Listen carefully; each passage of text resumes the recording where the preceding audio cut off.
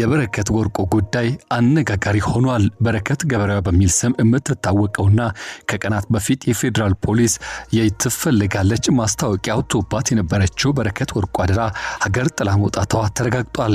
እጅግ አነጋጋሪ በሆነ መልኩ ደግሞ ሀገር ጥላ ከወጣችበት አየርላንድ ሆና ድምጿን አሰምታለች፣ መልእክቷን አስተላልፋለች። እኔን ማንም አያቆመኝም፣ ኢንተርፖልም አይደርስብኝም ስትል ተደምጣለች። ነገሩ እጅግ አነጋጋሪ ሆኗል። የመረጃ ሰዓታችን ይህን ጉዳይ በስፋትና በዝርዝር የሚቃኝ ይሆናል።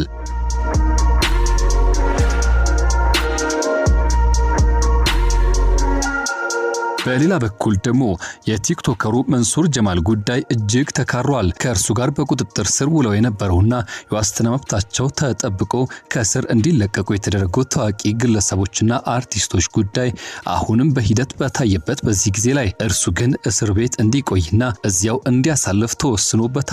ችሎቱ ይህን ለምን ወሰነ? ጉዳዩ አነጋጋሪ ሆኗል። በዝርዝር እንቃኘዋለን።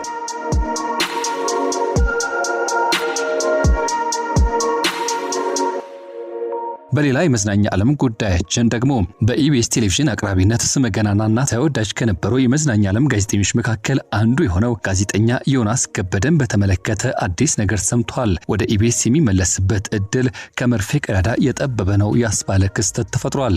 ይህ ጉዳይ ከምን መነጨም? መጨረሻውስ ምን ይሆን? ይህም በተመለከተም በዝርዝር እንቃኛለን። ውድ ቤተሰቦቻችን ይህ ኢትዮ ግሎባል 360 ኒውስ ነው። ለቻናላችን አዲስ ከሆናችሁ ሰብስክራይብ፣ ቪዲዮን ከወዳችሁት ደግሞ ላይክ፣ ሼር በማድረግ ሌሎች እንድታካፍሉ እንድታጋሩ በአክብሮት ጋበዝና እየጠየቅን እነዚህን ጉዳዮች በዝርዝር ለመመልከት ተሻገረን። እስከ ፍጻሜው አብራችሁን ቆዩ።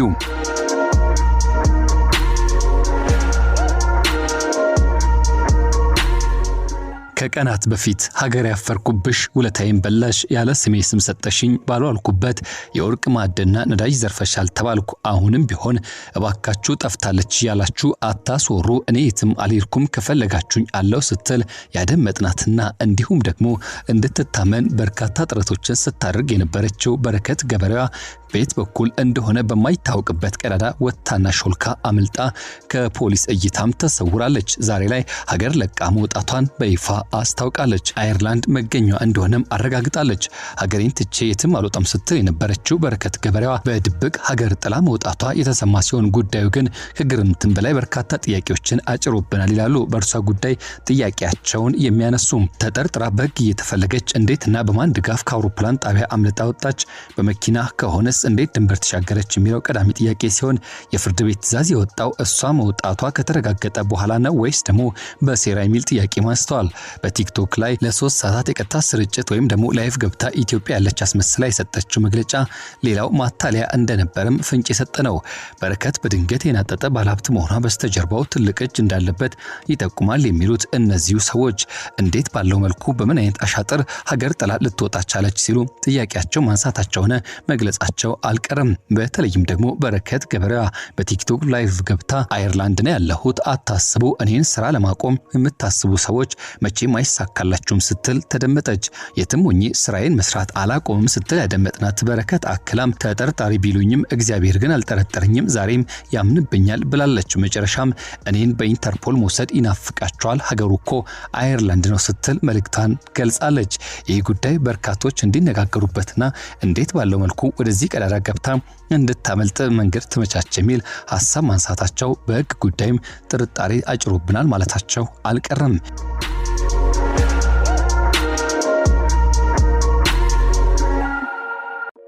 ወደ ሌላኛው ጉዳይ ስናልፍና ስንሻገር ከቀናት በፊት የዋስትና መብታቸው ተከብሮና ተረጋግጦ ከእስር እንዲለቀቁ የተደረጉት እነ አርቲስት ሰራዊት ፍቅሬ፣ ገረም ደጀንና ሌሎች አርቲስቶች ከፊንቴክ ኢንቨስትመንት ግሩፕ ጋር በተገናኘ ጉዳያቸውን ከውጭ ሆነው እንዲከታተሉ ፍርድ ቤቱ ብያኔና እንዲሁም ደግሞ ውሳኔ ሰጠ። ቢሆንም መንሱር ጀማልን የተመለከተ ጉዳይ ግን ከረር ያለ መስሏል። በዛሬው ዕለት በእርሱ ዙሪያ የዋለው ችሎትም የክስ መዝገብ ላይ የተካተቱ 6 ተከሳሾች ቀደም ሲል ፍርድ ቤቱ በፈቀደላ በተቀመጠላቸው የ400 ሺህና እንዲሁም ደግሞ የ500 ሺህ ብር ዋስትና መሰረት ከውጭ ሆነው ጉዳያቸውን እንዲከታተሉ ተደርጓል። ቲክቶከር መንሱር ጀማል ግን በማረሚያ ቤት ሆኖ ፍርድ ቤት የቀረበ ሲሆን ፍርድ ቤቱ ቀደም ባለው ቀጠሮ የሌሎች ተከሳሾችን ዋስትና ሲፈቅድ መንሱር ጀማል የዋስትና መብት ላይ ክርክር ሰምቶ ውሳኔ ለመስጠት ለዛሬ ለግንቦት 10 ቀን 2018 ዓ.ም ተለዋጭ ቀነ ቀጠሮ ሰጥቶ ነበር። በዋስትና ክርክሩ ላይ አቃቤ ሕግ ጥብቅ መቃወሚያ ያቀረበ ሲሆን ተከሳሹ በዋስ ቢወጣ ተመሳሳይ ወንጀል ሊፈጽም ይችላል፣ ለህብረተሰቡም ጥሩ አርአያ አይደለም፣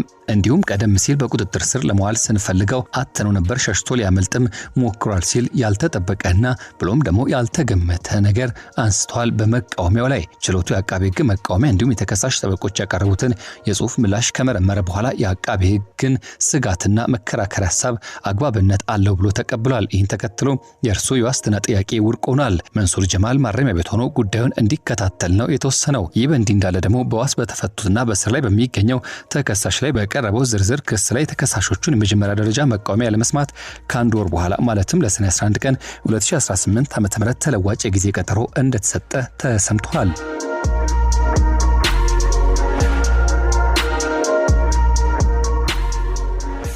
በበስተመጨረሻ መረጃችን ደግሞ ጋዜጠኛ ዮናስ ከበደና የኢቢኤስ ጉዳይ በርካቶች ጥያቄ ያጫረ ባለበት በዚህ ጊዜ አዲስ ነገር ተሰምቷል።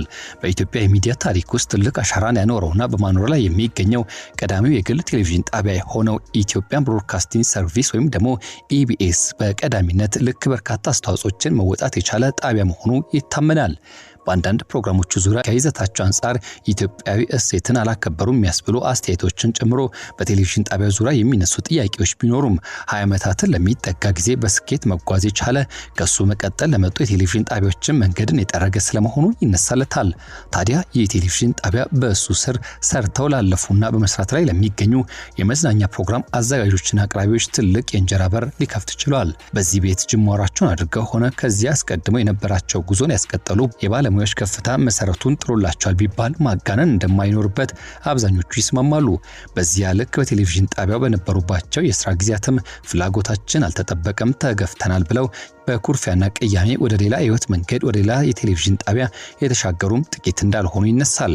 ከምንም ተነስተው የስኬት ቁንጮ ላይ ከደረሱ ከፍ ያለውን እንጀራ እንዲያገኙ በር ከከፈተላቸው ባለሙያዎች መካከል ደግሞ ከመምህርነት ሙያ ተነስቶ በኢትዮጵያ ቴሌቪዥን ያለፈውና ኋላ ላይ ደግሞ ትዝታችን በኢቢኤስ በተሰኘው ሳምንታዊ ቴሌቪዥን ፕሮግራም ተወዳጅነትን ያተረፈው ጋዜጠኛ ዮናስ ከበደ ይጠቀሳል። በትዝታችን በኢቢኤስ ሳምንታዊ ቴሌቪዥን ዝግጅት ላይ የአዲስ አበባን ገጽታ ጓዳ ጎድጓዳ ከትዝታ ተጋሪ ትክክለኛ ነዋሪዎች አንደበት በጣፈጠ መልኩ አስቃኝቶናል። ታሪክን አስኮምኩሞ በትዝታው ቅኝት ደስታን ከተዋበው ትላንትናው ጋር በጨዋታ እያዋዛ ጀባ ብሎናል። ከዚህ ፕሮግራም መነሻነት ከአንድ ሳምንታዊ ቴሌቪዥን ፕሮግራም አዘጋጅነት ወደ ቅዳሜን ከሰዓት አዘጋጅነትና አቅራቢነት አልፎ እንድንመለከተው ሆኗል። በቴሌቪዥን ጣቢያው ሁለገብነቱ የሚነሳለት ጋዜጠኛ ዮናስ ከበደ በብዙዎቻችን አእምሮ ውስጥ የጣቢያው መልክ እስኪመስለን ድረስ እንድናስተሳስረው ሆኗል።